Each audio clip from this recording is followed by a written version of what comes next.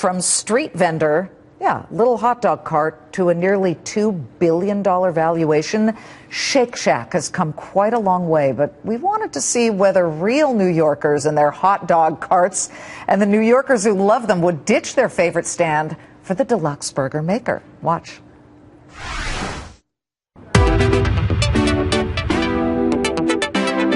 This hot dog stand's awesome. I've been here every day for the past, couple months. It's the greatest. We're from Montreal, so one of the things we really wanted to do was eat and like in a truck. Of course, I make better food than Shisha because this is the city legalized that, and I'll do food. I do better than food. Yeah. We're in New York City.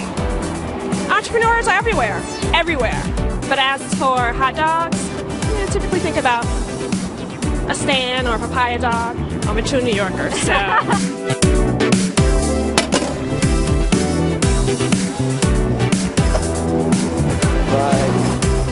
I'll tell you what you can't get at Shake Shack. You can't get the hot dog water that the dogs are souped in. I know, isn't that gross? But look, nothing gross about the Shake Shack IPO. It's sizzling up on Wall Street. But there are also some other companies in Investor Spotlight today. We don't forget Alibaba, as everyone, including Danny Meyer, who founded the initial Shake Shack, cheered on the opening of the bell. Well, Alibaba's in the hot seat after releasing a disappointing earnings report. Social media giant Twitter, which is releasing its quarterly earnings next week. Everybody's waiting on that one. Here with me now for the inside scoop on each of these companies that all had very exciting IPOs is Rapid Ratings Chairman and CEO James Gellert. You don't get glittery-eyed when it comes to IPO day. Like, hey, let's say it, the media gets excited, some media more than others, and then the people who are pushing this, the underwriters. How do you evaluate, how do you rate these IPOs on the day that they come out? Well, we do it in a completely quantitative way, so that allows us to remove ourselves from all of the hype or the excitement and just look at the numbers. So you turn into a cyborg, a sieve with no emotion. Exactly. We pull in the financials that are produced in the S1s or in the filings, and immediately we rate the companies. And Rapid Ratings has no contact with the companies in the ratings process, unlike a Standard & Poor's and Moody's that get paid to rate companies. If you listen to the CEO, they'll tell you, we started in a hot dog stand, in New York City, and now look at us, we have this many stores and 63, and then we're going to jump to this, and you could get a little googly-eyed. Well, in a case like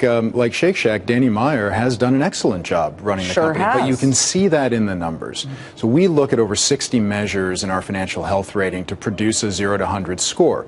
Shake Shack is rated an 85. 85. Did you guys hear that? 85. It's a great rating, and it is indicative of a very well-run company that is able to produce profits and returns for its shareholders in a way that companies, for instance, like a Twitter, are not able to do. Can you take into account previous IPOs, recent ones of fast casual? I'm thinking Potbelly, I'm thinking Zoe's Kitchen, that actually had great IPO days, but then fell.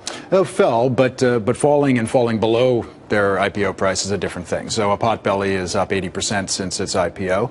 It was up greater than that, and it's come back off, but that's somewhat natural. You do expect to see some profit taking on these deals. But when you look at Shake Shack relative to the Dave & Buster's, the El Pollo Locos, and the Chipotles, just as a group, it is only lesser rated than Chipotle. It is higher rated than all the rest. Chipotle, though, had better same-store sales ratings, up 19%. I know that Shake Shack is quantifying its same-store sales in a different way, only comparing them to stores that have been open more than 2 years. And that number was about 5.9%, at least as certain calculations we saw. But regardless, I think there's huge potential, especially when you see them popping up in airports. They're wildly successful, but so are competitors. BurgerFi, Bear Burger, Habit, they're out there now. Yeah, they're definitely out there now. But I think what you're seeing with the market's reaction to Shake Shack, some of it is it's really nice to see an IPO that isn't a tech name, just for some variety. But I think the market is looking at the growth potential for Shake Shack and realizing that the expectations of adding 10 new locations in the U.S. per year over the next handful of years is manageable. It's not crazy growth. You gave Twitter an anemic rating when it was first IPOing. I remember that. You gave it what? It was a 19. It was a 19, and you have since altered that to something even lower. It's now at a 15. 15 out of 100. That's right. Why? Twitter has some classic properties that you see in our low-rated companies. And for historical perspective, 90% of companies that have failed have been rated 40 and below. So if you're in that high-risk zone, Doesn't mean you're going to fail, but it means you have properties that look like companies that haven't made it. Twitter has a very difficult time and a difficult road ahead of it to profitability. Now, the stock right now is at $37.65. That's right. This was a stock that went up into the 70s.